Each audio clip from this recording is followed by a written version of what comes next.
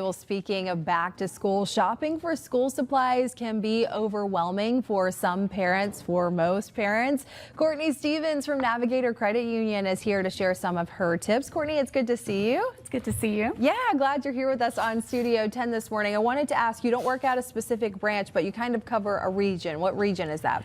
Mainly Alabama, a couple of our branches in Mississippi, Hurley and Van Cleve area. Yeah, and before you started working here, you were a teacher, so you know all about the back to school and what that looks like. Yes. So let's talk about some tips. I feel like as August creeps around, you start to feel that lingering nudge to go ahead and buy some pencils, backpacks, all the things. What tips do you guys have? Definitely plan early. Yeah. You know, you kind of have an idea already of the basic needs that your kid's going to need. You know, everybody needs a backpack, pencils, paper, crayons, all that good stuff. If your school has already listed their needs, go ahead and look at it, kind of get that budget started and see what all you are going to need and see what can I allot for this, what can I allot for that, and shop those sales. With the back to school coming up, you know, we're already being plastered with all of the back to school, and it's like, oh, summer just started.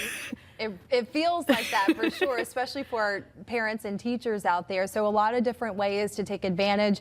Sales tax holidays, be aware of that. I'm sure that will be helpful. Right now, though, too, what I'm trying to do personally, Prime Day is going on. So just adding it to the cart so we don't even have to go physically do it. Prime Day and Walmart, you know, they compete and do them at the same time. With those tax holidays coming up, too, though, you know, we have that convenience of being so close to the state line. We can take advantage of Mississippi's and Alabama's. So Mississippi's is this upcoming weekend. Go ahead, do some shopping over the state line. Whatever you don't get there, come back to Alabama and take advantage of it there. Absolutely, a good tip there. You also say to shop smart, not fast. What do you mean by that?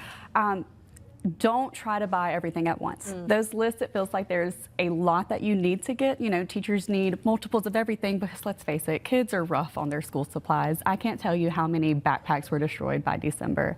Pencils just everywhere. So get what you need at first. You know, get what they can to start off with. And then, you know, maybe wait until school has started back. That's when everything gets marked on clearance, and then get the rest of it. You know, those 8 packs of crayons, we'll just get one for right now. Wait until after school started when it's 25 cents a box, and that's when you can really stock up. For sure. And then right now is the time for our budgeting, which everyone knows that I love. So you say set a budget right now for all the back to school. I only have one kiddo in pre-K. I can't imagine multiple. You have to set a pretty strict budget for that. You do. And it just sneaks up on you so fast. And before you know it, you've spent $500 to $1,000, which is another reason. Take advantage of those tax-free weekends, you know, $500.